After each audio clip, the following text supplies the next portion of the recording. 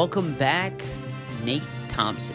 Nate Thompson has recently signed with the Philadelphia Flyers in free agency, a player that the fan base should know generally well. A player who had some success here in Philadelphia.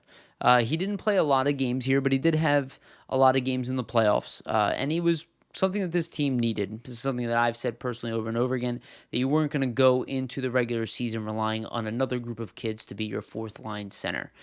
Fourth line center role is a very physical role. It's not a glorified role. It's not one that necessarily produces a lot, but it's one that gets tough minutes, generally starts inside their own zone, and is reliable for keeping, or is known for really keeping things very simple. Nate Thompson does that in a nutshell. He's coming over from the Winnipeg Jets, where he didn't produce many points. He had 2 goals, 3 assists, 5 points, and a +4 in 44 games with the Winnipeg Jets. But he played really well. He played generally well in the playoffs.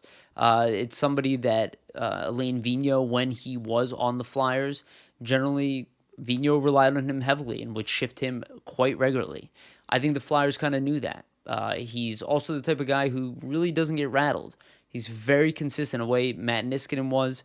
This is a guy who, he's going to be unwavering in a lot of ways. And when previously you're relying on younger players like Tanner Laczynski, Connor Bunnaman, combinations of other guys, you really don't want to do that in a fourth line role. It's not a development role in a lot of ways. Some young guys can handle it.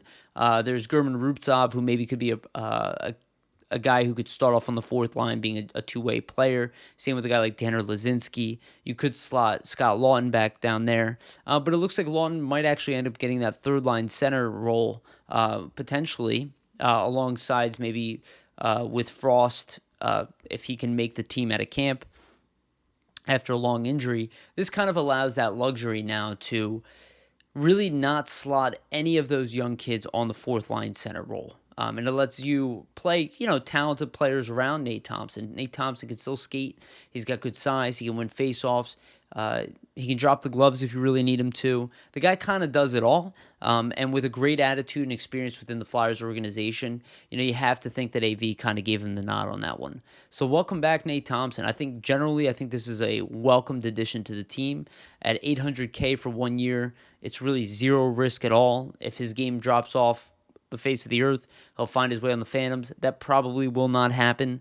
I expect him to be with the team the whole season and probably play a role defensively, maybe even frustrate some people throughout the year saying, hey, why don't we play the young guy? He had a great game. Because Nate Thompson is going to be generally relied upon to be consistent, physical, and also to be unwavering emotionally. Something that the Philadelphia Flyers suffered from last year. You can see what the Flyers are doing. They were bringing in personalities, strong personalities that don't have problems with pressure, that don't have problems with a physical game. Nate Thompson will stand up to anybody, and I think he's a definite welcome addition to this team.